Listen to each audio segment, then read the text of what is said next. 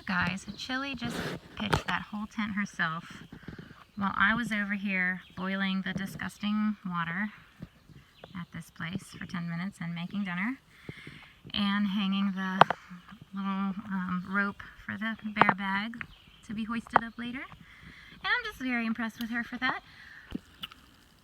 Okay, so this stuff is the bomb. It is delicious. I don't know if I did it long enough because the chickpeas still have a little crunch to them, but I kind of like that. The sauce is amazing. The rice is done, so yum. Really good flavor. And actually, for serving, for not having any meat, it's got a good amount of calories. 430. And how much protein? 23 grams of protein per pouch.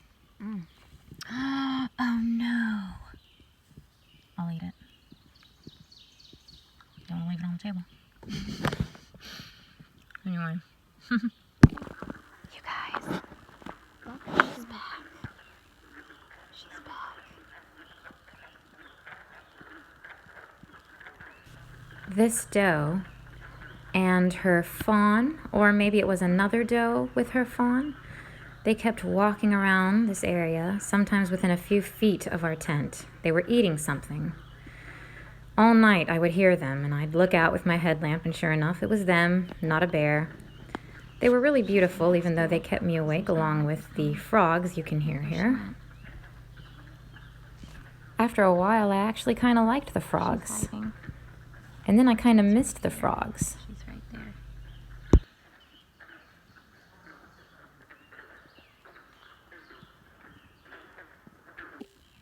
And for dessert, we are partaking in these dehydrated mint chocolate chip ice cream sandwiches.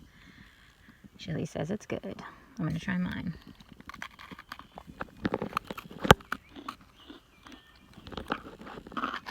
Really good.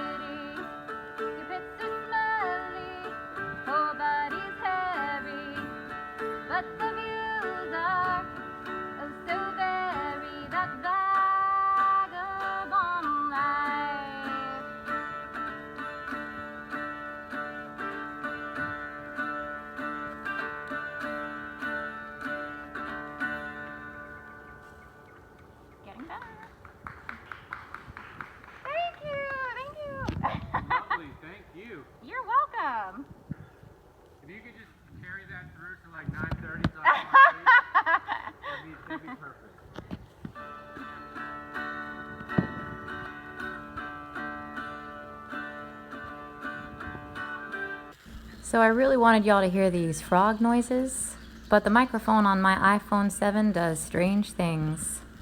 Yes, I'm still using an iPhone 7 in 2021.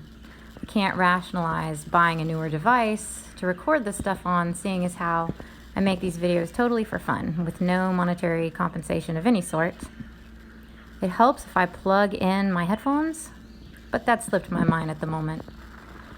But still, look at these pretty colors in the sky. Good morning. Let's take a look at the privy for Punchbowl shelter, shall we? It's down this trail here, and by this tall, grassy meadow, and there she blows.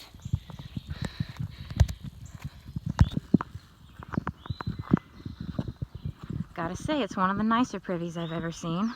Much nicer than the one last night. If I were to rate them, like my friend, Alpha Gal, I would definitely give this one, an A+. But the one yesterday would have probably gotten, I don't know, a D-.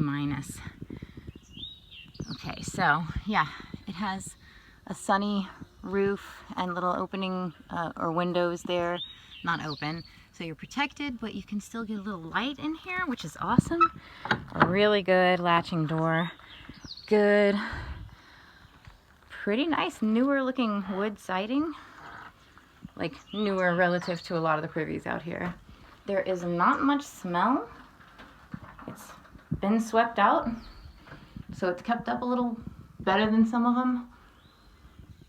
And this thing isn't covered in as much crap as the one yesterday. And there's hardly any bugs. Hardly any smell, hardly any bugs. I don't know how.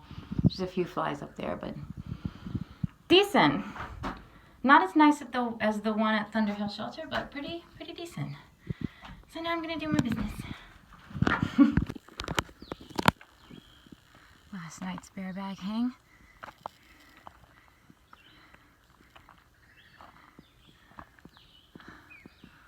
Was on that flimsy thing, but it held, and no bear got it. Again, a very happy outcome.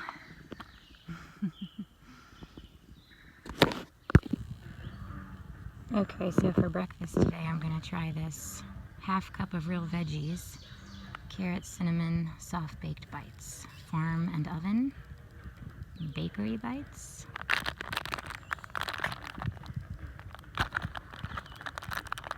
180 calories. And so we'll see how this tastes. They're pretty good. They remind me of soft baked gingerbread cookies, but with little bits of real carrot in them. The consistency and the flavor is a lot like gingerbread cookie. Super tasty. Also, to save some time cooking breakfast and coffee in the morning, I brought these. Not the same as a tasty cup of joe in the morning in the forest, but without the Scotsman to pack up the whole camp while I cook, it was just easier. Okay, we're heading out at about 8:30. So long, Punchbowl shelter with your noisy frog pond and lots of deer. All right, we have a 10-mile day. Well, I have an 11-mile day because I have to run a half mile out and back on a little water trail in a few miles, but I'm gonna kind of slack pack it, let Sophia stay with the packs. So, shouldn't be too bad. Except that trail to water, which was mentioned in the AWOL guide, would be non-traversable. So overgrown with stinging nettles that although I would try, I would not be able to make it all the way to the water. It was unbearable trying to bushwhack through those stinging nettles. I really should have filled the bladder as well that morning if I'd only known how hard it would be to get to that water. Since it took so long to filter water at this site, I just stopped at 1 bottle for each of us, and it would not be enough for the day. We wouldn't have a refill for 9 miles. 1 bottle for all our climbs, for most of our day, for 9 miles. Lesson learned. But wow, was the trail particularly gorgeous that day or what?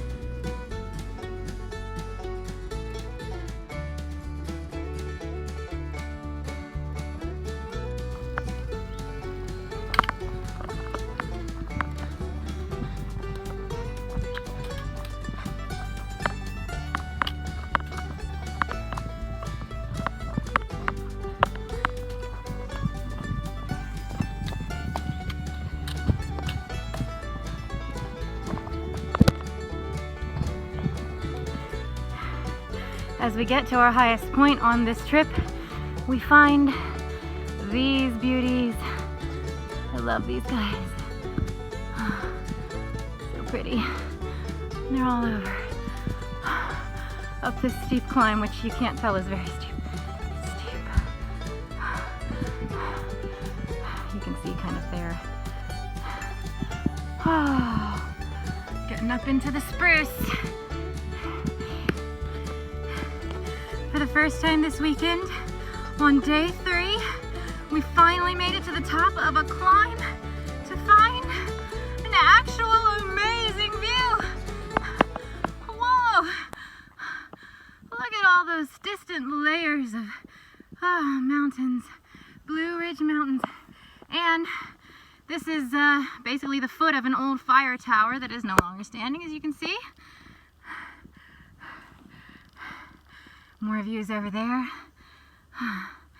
Yes, getting a lot more sprucey again. Now we reached the highest point of our... This is the highest point of our hike. Oh, and it feels good to be here. Let me get a better... Just look. This finally makes it feel like for all the torture, there is reward, more than just saying, hey, we got through that, but just look what we get to see. Finally, open views for miles and miles and miles and miles. And around the corner sits this plaque. I just could not believe it. A 4-year-old little girl made these climbs for 7 miles with no food or water, oblivious to the dangers until the point of no return. And how her parents must have cried when her body was found over 100 years ago. Kids, man, they can really break your heart. We put some little white flowers on the plaque here and hiked on. And a few miles later, the best view of our trip would come at the cliffs. Well, after a day of climbing, we just did our last climb for the day. And y'all, this is the best view. The very best view of this trip.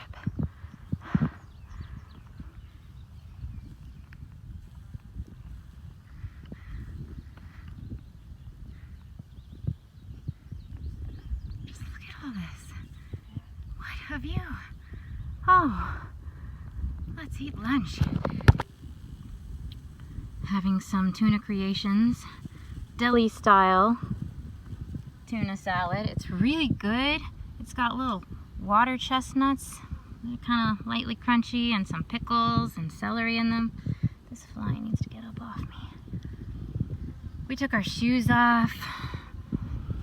The breeze on this cliff is lovely. That's the James River, which we're headed down to finish our day and head over to Stanimals to crash in a couple of bunks before driving home tomorrow. But just this view, am I right?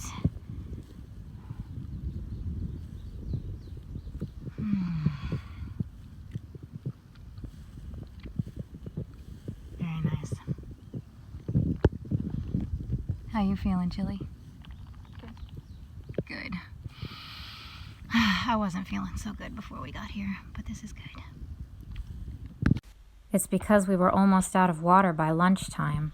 We still had 5 miles of steep downhill to do, which you go through less water on the downhills than the tough uphills, but, you know, we were getting really thirsty. We had done a lot of work. We still had to get down to the tiny bridge here over the James River, and still no water sources for a couple more miles. Man, it was tough. but beautiful. See that? That is how much water I have left. It's almost the end of our day. This water source at the end of our freaking day is still a mile away, and that's all I have left. This day has been brutal for water sources. There's literally nothing from the last shelter to this one coming up. It's ridiculous. But we're almost there, and then we're almost done.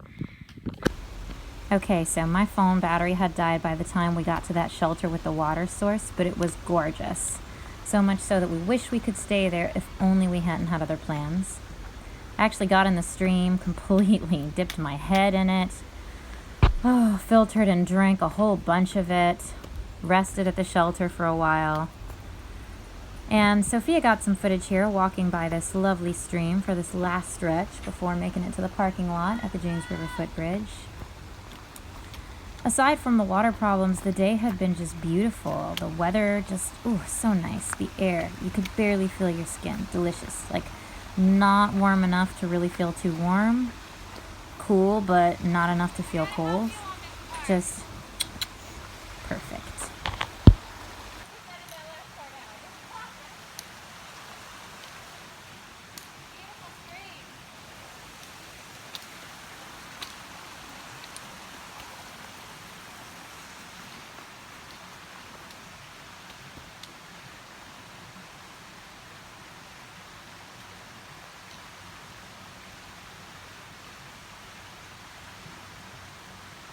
We made it to our car and drove over to Stanimals hostel, where Sophia and I had these 2 top bunks, but we were sleeping over 2 guys who snored very loudly, so we slept worse than in our tent the other 2 nights, but it was okay. After watching some sports ball with a bunch of thru hikers and taking in some liquid encouragement, I finally went out to the patio to join Strings for a jam session. He joined me on his melodica first and then the bongos.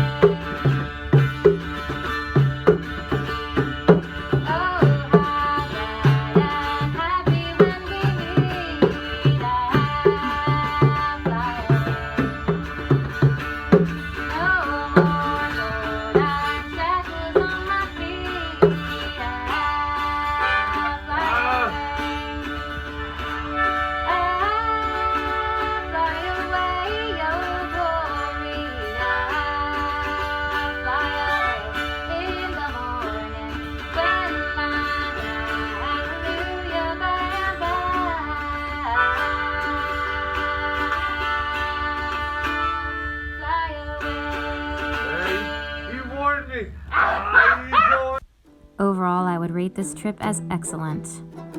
There were sorrows, but also joys. It was a great bonding experience for me and Chili, and I can't wait to do it again.